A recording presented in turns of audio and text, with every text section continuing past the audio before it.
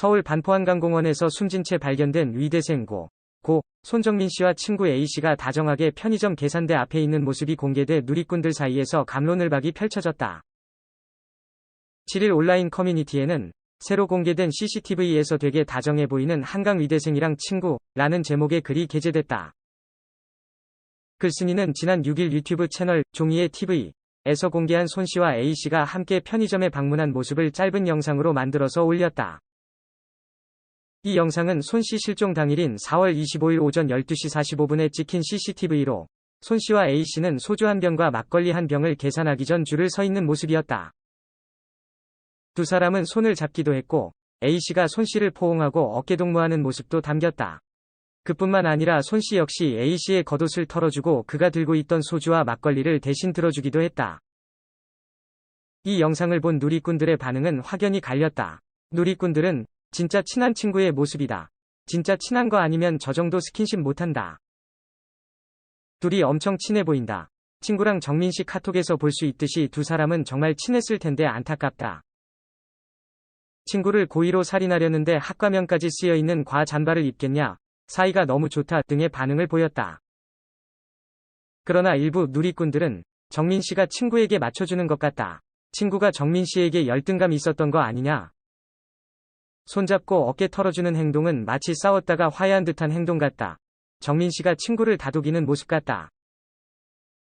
친구가 정민 씨에게 화풀이했을 것, CCTV 의식해서 일부러 다정한 척 연기한다. 계산적인 행동이었을 것 등 추측이 이어졌다. 한편 유튜버는 4월 24일 오후 11시 14분에 찍힌 편의점 CCTV에는 A씨가 노트북, 아이패드 등이 들어있는 가방을 메고 있으나 25일 오전 12시 45분에는 가방 없이 편의점에 방문한 모습에 의문을 제기했다. 유튜버는 가방에 비싼 것들이 많이 있을 텐데 1시간 만인 12시 45분에는 가방도 없이 편의점을 방문했을까? 라면서 귀중품을 누가 맡은 거 아닌 이상 한강에 그냥 두기가 힘들 것이다. 누구한테 맡긴 건지 궁금하다 고 주장했다. 어버이날 카네이션을 받거나 특별한 이벤트를 하진 않았어요. 아들이 옆에 있었기 때문이죠. 그 아들이 없는 어버이날은 상상해본 적 없는데. 어버이날을 하루 앞둔 7일, 서울 서초구 모처에서 만난 소년, 50씨는 아직 아들이 없다는 걸 실감하기 어려워했다. 그의 아들은 지난달 25일 실종돼 닷새 만에 한강서 숨진 채 발견된 위대생 고 손정민, 22씨다. 소년 씨는 어린이날이었던 지난 5일, 그토록 찾고 싶어 했던 아들의 유골함을 가슴에 안았다. 식탁에 영정사진을, 정민이 방에 유골함을 뒀습니다. 아들이 있었을 때와 똑같은 일상이에요. 정민이 밥상을 먼저 차리고 잘 먹었냐고 물어요. 자기 전에는 정민이 방에 들러 게임 적당히 하고 일찍 자라고 괜한 잔소리를 합니다. 아내가 우리 미친 것 아닐까 하고 묻더군요. 그런데 아직 정민이가 없다는 게 도저히 실감이 나지 않습니다. 소년 씨는 새벽 1에서 2시에도 쉽사리 잠을 이루지 못한다고 했다. 평소 낮잠을 자본 적이 없는데 요샌 피곤해 지쳐 낮에도 선잠에 들어요. 자다가 깨길 반복하고 시간 감각이 사라지는 느낌이네요. 소년 씨에겐 누구보다 귀한 아들이었다. 엄마가 차를 바꾼다고 하니 정민이가 멀쩡한 차를 왜 바꾸냐며 만류하는 통에 결국 못 바꿨죠. 가족끼리 인당 5만원짜리 뷔페를 가면 이렇게 비싼 것을 먹어도 되냐며 감사해하는 아이였어요. 소년 씨는 정민이가 초등학교 2, 3학년일 때는 함께 플레이스테이션 게임기로 삼국지를 즐겼다며 커서도 아빠가 선물한 이모티콘을 일부러 자주 써주는 참 고마운 아들이었다고 했다. 소년 씨는 외아들 정민 씨를 많이 아꼈다고 했다. 정민이가 위대 신입생이었을 때 선배와 술을 잔뜩 먹고 곧 취할 것 같다고 연락한 적이 있어요. 그러곤 연락이 끊겼어요. 지하철에서 잠들었구나 싶었죠. 9호선 종점인 중앙보훈병원까지 찾아가 아들을 데려왔습니다. 부모의 사랑이 오히려 독이 된 것은 아니었는지 후회가 들 정도로 정민 씨는 착하고 순수하게 자랐다고 손 씨는 말했다. 사기를 당하기 딱 쉬운 스타일이 우리 정민이었죠. 주변 사람들이 어떤지 판단을 해야 하는데 꼭 좋은 쪽만 보더라고요. 눈물도 많고 참 착한 아이였죠. 그렇게 온실 속의 화초였던 탓이었을까요? 손정민 씨가 실종된 지난달 25일을 손 씨는 아직도 생생히 기억한다. 오전 5시 30분쯤 다급한 아내의 목소리에 일어난 그는 처음에 별다른 걱정을 하지 않았다고 한다. 집 바로 앞이 한강공원이니 이 근방 어디 있겠거니 했다. 하루 이틀이 지나고 3일째가 되자 아들이 돌아오지 않을 가능성이 더 크다고 생각했다고 한다. 그럼에도 소년 씨는 신락 같은 희망을 붙잡고 백방으로 뛰어다녔다. 한강공원 곳곳에 현수막을 걸고 아들 친구들에게 부탁해 대학 커뮤니티에 아들을 찾는 글을 올렸다. 만에 하나라는 아내의 말에 소년 씨는 서울 구로구 대림동을 찾았다고 한다. 대림파 출소를 방문해 경찰들에게 애원하고 불법 구인 사이트도 샅샅이 살폈다고 했다. 아들을 찾으러 다닌 지 3일째 새벽쯤 됐을까요? 밖에 비가 내리는데 한강 수풀 속에 쓰러져 있는 정민이 모습이 떠오르는 겁니다. 이렇게 비가 휘몰아치면 저체온증으로 죽을 게 분명한데 내가 지금 자고 있어도 되나? 내가 진짜 아빠면 당장 가서 수풀들을 다 베어버려야 하는데. 소년 씨는 부검을 마친 아들의 얼굴을 직접 보지 못했다. 장례 절차에서 입관 때 곱게 화장을 한 얼굴을 볼 수 있지만 장의사가 그러지 않는 게 좋겠다며 보내준 아들의 사진은 차마 마주하기 어려웠다. 아들이 왜 강에 빠졌는지 알고 싶어서 부검을 했습니다. 부검 후 처참하게 돌아온 아들의 사진 앞에서 저는 결심했습니다. 무슨 일이 있어도 정민이의 죽음에 얽힌 이야기를 파헤칠 겁니다. 아들의 빈소에서도 소년 씨는 찾아오는 기자들을 꾸준히 만났다. 때론 조문객들에게 양해를 구하고 카메라 앞에 섰다. 내 아들이 죽은 이유를 알기 전까지 나는 죽지 않습니다. 빈소에서 자신을 위로하는 이들에게 손 씨는 이렇게 말했다. 아들이 왜 죽었는지 알아야 CCTV를 늘리든 누군가 처벌을 받든 대책이 나오죠. 정민이 죽음이 일말의 가치라도 있기를 바랍니다.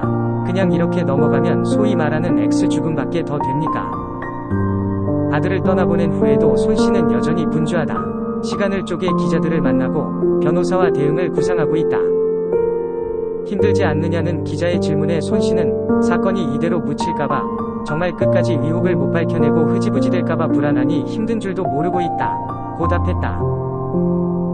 그에게 아들의 죽음은 여전히 의혹투성이다. 실종됐던 25일 오전 3시 30분 이후 한강에서 정민 씨를 봤다는 증인이 없다.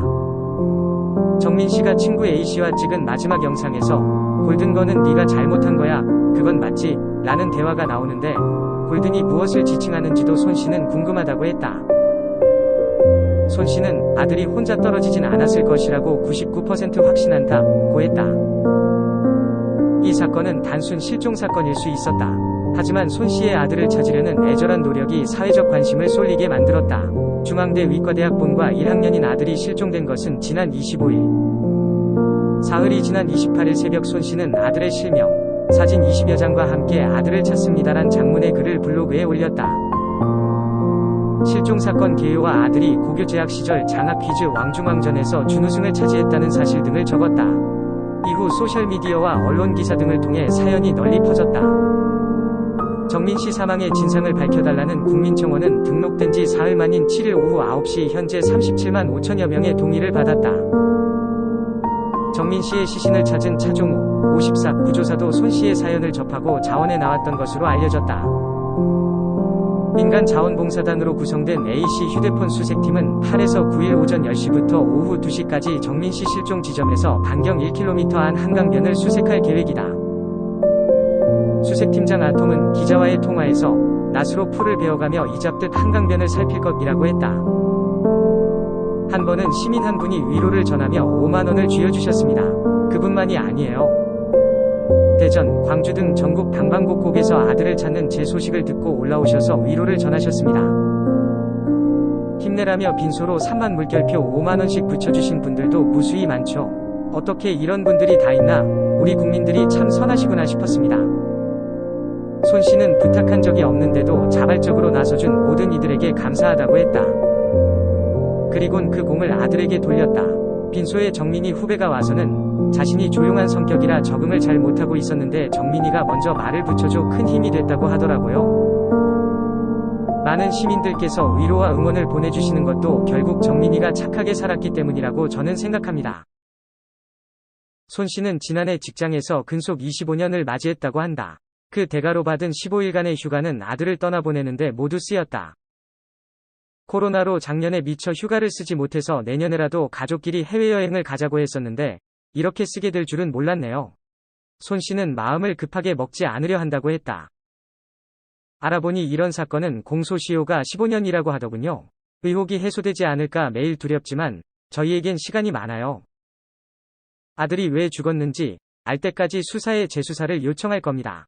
손 씨는 시민들에게도 제가 억지로 기억해달라 할 수는 없는 것이지만 그냥 정민이를 더 오래 기억해 주시길, 잊지 말아 주시길 바란다, 고 했다. 8일 손 씨는 처음으로 아들이 없는 어버이날을 맞이한다.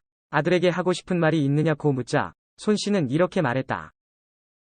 사실 어버이날이라고 신경 쓰지도 않았고 받고 싶은 선물도 없었어. 네가 평소에 워낙 잘해줬다 보니 바랄 게 없었거든.